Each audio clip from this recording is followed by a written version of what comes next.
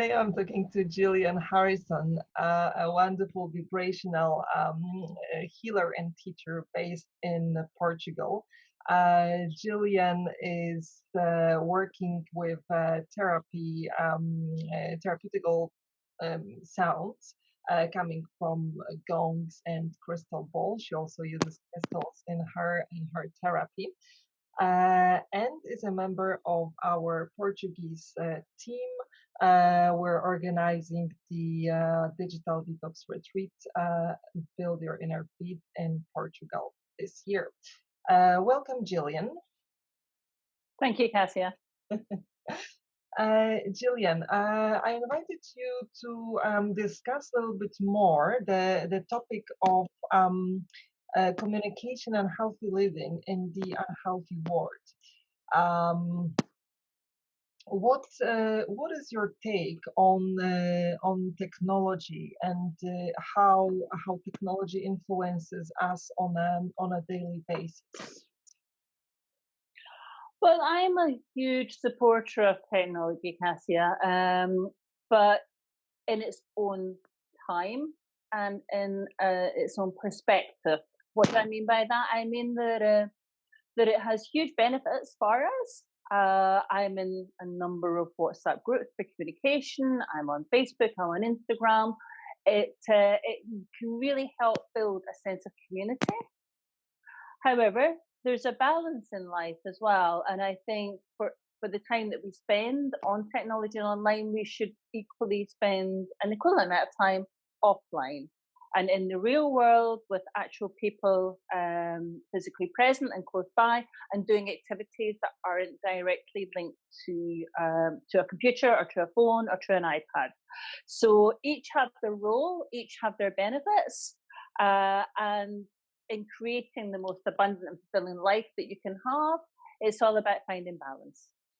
Absolutely, and it's easier said than done. As you know, I've recently heard that social media is equivalent of a sugar. So it's absolutely addictive and absolutely dangerous. Social media are built in a way so that they are addictive. They make people stay online as long as possible, and it leads to addiction. It leads to burnout.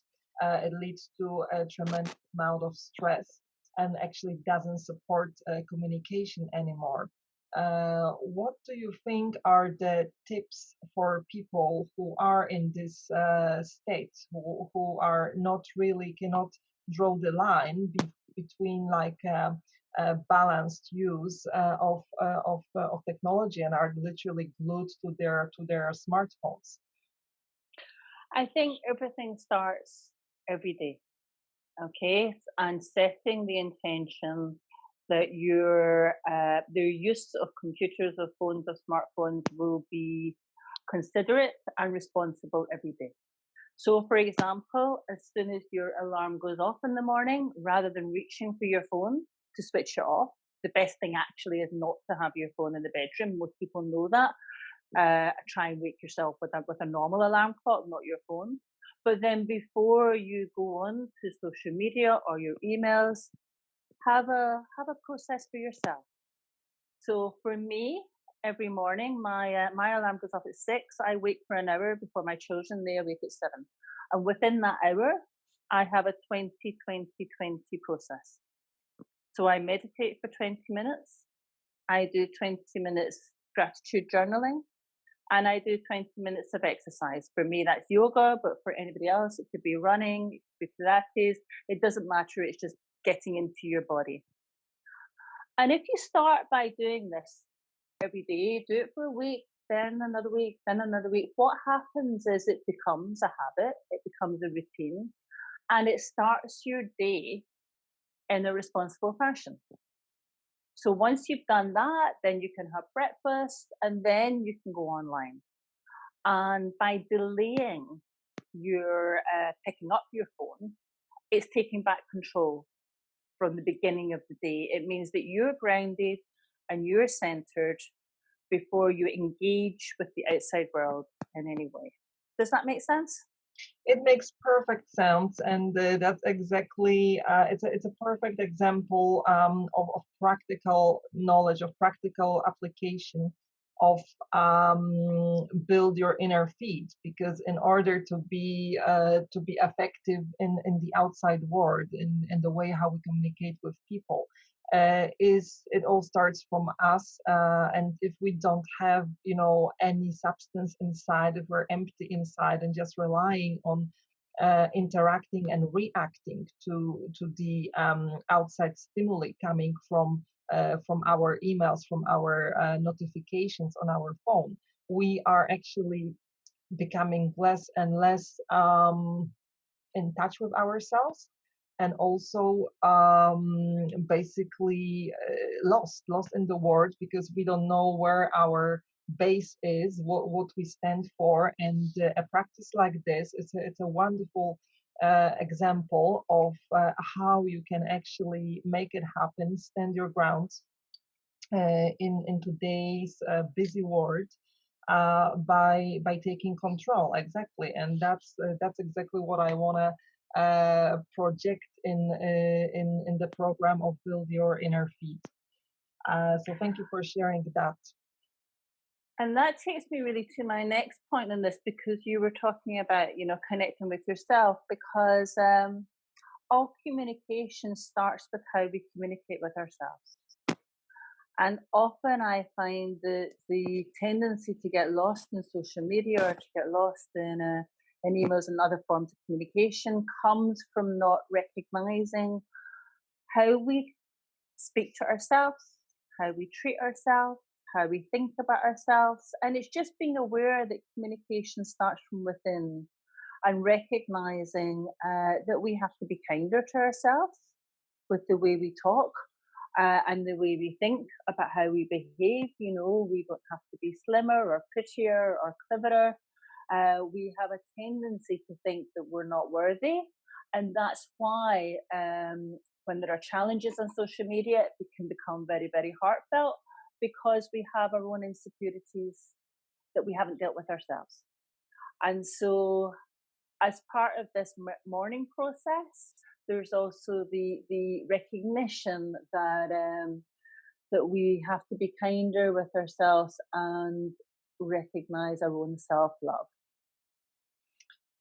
Beautiful message. Very, very well said. Gillian, tell us a little bit more about sound healing, sound therapy. I can see a wonderful gong behind you. You use it in your daily work. How does it work actually? So with sound healing, it works vibrationally, through the tone, through the frequency, through the rhythm of the gong and the singing bowls. And sound healing has always been with us. It's very much ancient medicine for modern times. There are many, many examples of it within Greek mythology, for example, going back thousands of years. The Bible starts with, in the beginning, there was the Word. Sound is incredibly important to us as human beings. We all recognize that if we hear a sound on the radio, a song, that it can take us back in time to a specific memory, or it can change our mood in an instant.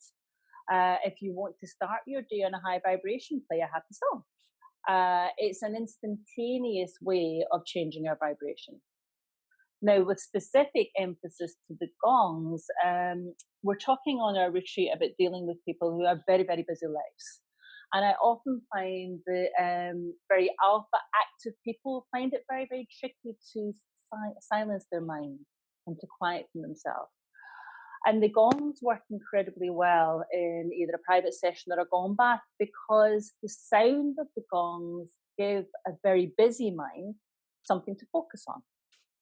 So just like when we're trying to meditate, often people like to listen to a guided meditation. It's the same idea with a gong bath, because they hear the sound and the tones of the actual mallet hitting the gong. It gives the busy mind something to focus on. And then after that, all of your energy field comes into balance and slows down. And it's actually one of the quickest ways to go into deep meditative theta healing.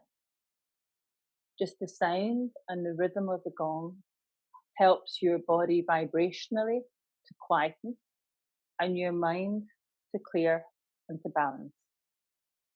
Mm.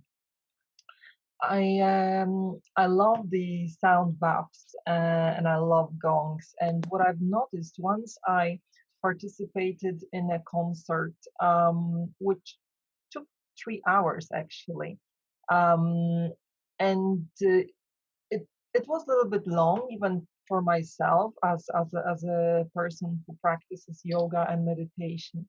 But nevertheless, I stayed for 3 hours, and I must say that the impact of how it made me feel, which is very peaceful inside and very relaxed. It stayed for like 2 weeks, you know. So absolutely, I can tell. Is that what your clients are saying as well? What are the usual outcomes? Yeah, absolutely. So essentially, it is a very transformatory experience. And most people within a gong bath will relax completely. An awful lot of people will fall asleep. Some others, it may cause a shift in energy where they're slightly more agitated after gong bath. I have a lot of people that come every week for gong bath because they then sleep really well that evening. Mm. So most people come because they believe that it really does help them to sleep afterwards. But equally, I will have a small proportion who will say they've gone home and cleaned their entire apartment because they were full of energy. And the reason for this is essentially because it's all about balance. So if you need energizing, it will energize you. If you need relaxing, it will relax you. And by and large, most people need relaxation more than need energy. And so that's how it works. And if we think of our own bodies, we are 75% water. And you know that if you have a bowl of water and you strike a chord beside it, you will see the vibrations. And that's the best way to think about it with your body. When these vibrations are in the room and the gongs are being struck, then it's having that impact on your physical body, on the water, but then on the energetic bodies and the layers that surround you. And by doing that, by resonating within all of our energy field, it brings any thoughts that are out of alignment or any feelings that are out of alignment into balance. So it can take you from a very low vibration, say you're feeling anxious or fearful or depressed, into a relatively high vibration, into one of love and one of joy over the course of a session.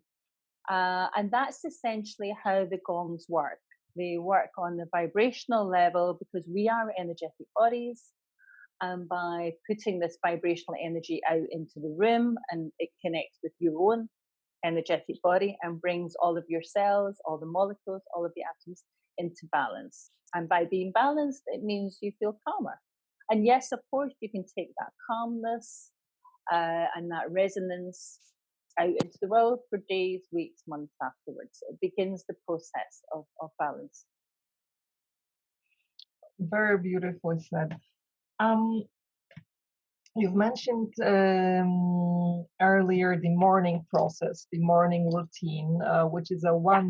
wonderful tip and very easy to implement. Is there any other recommended practices that you would like to share that can impact people's lives in an instance? Yeah, I have two other things specifically with regards to digital and getting off phones and laptops and computers. So every day, 2020, and just on that, it doesn't necessarily need to be 2020. For me, sometimes I do 30 if I have a lot of time. Other days, it may be 10 10 10. The genuine objective is to have a specific amount of time for yourself to go inward, and then within that, to carve up equal time between meditation, journaling gratitude, and exercise. Mm-hmm. because it's the combination of the three of those that have you centered and grounded. Then after that, as I go through my day, my main rule of thumb, and I do adhere to this, is for every hour that I spend online, I spend an hour offline. So that doesn't literally mean one after the other consecutively. It may be that I work for 3 hours on a presentation, or on a workshop, or on creating Facebook events. But then if I've done 3 hours, I will then spend 3 hours doing something else. So I will cook, I will bake, I will dance, I will garden, I will do something that's within the real world here and now, and not the virtual world. So Mm-hmm. it's quite a good way to just think of things, and it's quite an easy metaphor. For every 1 hour, you spend another hour. Mm-hmm. And if you can try and bring that into your daily life, then it becomes, you'll just find that you will have more balance within your life. I'm certainly not saying don't go on to onto social media and onto devices, because it's incredibly difficult, and we all, it's a way of staying connected. But for every hour that you spend online, try and spend an hour offline. Mm. Yeah, that's a very, very good idea, and I think just bringing awareness to that is a big thing already. Um, you've mentioned dancing. This is also a wonderful way of expressing ourselves and releasing a lot of positive energy and endorphins. Is there any specific dance that you're practicing? Oh, absolutely not. I love loads of dancing. But the dancing thing is really interesting because with a lot of clients, when I say dance, they think of traditional dance. They think of ballet or tap or modern stage, or dancing with a partner, so salsa or strictly come dancing, that sort of thing. And they think, I can't do that. I won't remember the steps. And that's not really what I refer to with dancing. I think it's a very individual process. A lot of people can dance at home. Just put on YouTube, put on some music, dance in your kitchen. It doesn't have to be going to a class. It doesn't have to be with a partner. But the real thing with all of this is not necessarily dance or gardening or cooking. It's finding a passion. And again, through decades of work with clients, what I find is often challenges present themselves when we're not connected to what makes us happy, what brings us joy, what really does fulfill us. A lot of the time, we can spend a disproportionate amount of time looking after other people or in a job that may not be fulfilling, and we get out the habit of doing something just for fun. And really, the more that you can find things in your life that you just love doing and that make you smile, the more likely you are to stay off social media and stay off the phone, because quite frankly, you've got better things to do with your time. You've got things that you love more. So for me, it's my crystals. I love buying them. I love selling them. I love choosing them. I love meditating with them. I love doing crystal grid layouts. I love doing healing things. That may not be your passion. It might not be somebody else's passion. But for me, it's when I lose track of time. Mhm. And really, that's what I'm talking about. When you're doing something and you don't look at the clock and you kind of use an hour, 2 hours, 3 hours, 5 hours. Some people love to paint and do that. The dancing I talked about, it's finding something that you absolutely love to do, and you can lose yourself in that process, because that's really, by losing ourselves in the process, that's how we find ourselves, Mhm. because that brings the balance back to our life. That gives us a reason to get up in the morning, knowing that we will give ourselves half an hour, 2 hours of that time where we can be completely absorbed in something just for the sake of it, not to earn money, not because somebody else wants us to do it, just because we absolutely love it. Mhm. Yeah, absolutely. Living with passion is a fantastic thing, and it's very important for our overall well-being. And Uh, we learn, as children, we do it automatically. As children, we play with toys, or we play with our friends. Everything's about play. And then we go to school and we learn how to learn, and we learn how to behave, and we learn all these rules, and we forget just the sheer joy of playing for the sake of it. So that's incredibly important. The other aspect, when I'm not playing, I'm daydreaming. And this is something I think as adults we lose the skill of, because often we're told as children that if we're looking out the window and daydreaming that we're wasting time, and we should be doing something productive. But actually, we can gain a lot of insight into ourselves. We can gain a lot of clarity. We can have those best ideas when we're doing nothing. And as adults, we really have to learn how to do nothing. Um, and I think the impact of technology has taken that one step further as well, because now when people used to daydream whether on the bus or the train or traveling anywhere, now they don't, they're on their phones. And so I think we've lost that ability to just disconnect inside our head and just see where our mind wanders. So that's another process that I have every day. So I do 20 from the moment I wake up. I find a passion and I spend some time every day following my passion, and I allow time to daydream. For me, it's when I walk the dog. My dog needs walking twice a day. I don't put my headphones in. I don't do something else. I don't phone a friend. I just walk with the Mm. dog, and just enjoy just walking the dog and not multitasking. Because we Yeah, all have this huge tendency to multitasking. yeah. I'm walking the dog, so I have to do my emails at the same time. I'm walking the Mm. dog, so I have to read a book or I have to listen to a podcast. And they're all very good things as well, but let's just walk the dog for walking the dog and daydream. Absolutely. It's like a walking meditation, you know. You just It create a is. space in your mind to be And just creative. don't have an agenda. Mm. Just don't have an agenda for it. Just do it. Because then, so daydreaming, I'm a huge believer in your thoughts create your reality. My whole life is one creative manifestation. It's how I live my life. And because of that, I don't spend my time with thoughts of fear. But I'm also very conscious of my thoughts because of that. And also allowing space within those thoughts for other ideas to bubble up, and other thoughts to come into my head. And if you're constantly being distracted by technology, then you're not allowing the space for the thoughts to come into your head. Mm. Absolutely agreed. Gillian, thank you so much for sharing all those practical tips on healthy living in an unhealthy world. And I'm looking forward to seeing you on our retreat in Cascais in Portugal. And hopefully we'll catch up before that to discuss a little bit more on the aspects of communication, because we have so much knowledge to share, and I would really like to make it available for a wider audience. Thanks so much for having me, Cassia. All right, take good care, and I'll speak to you soon. Have a lovely day. Thank Blessings. you.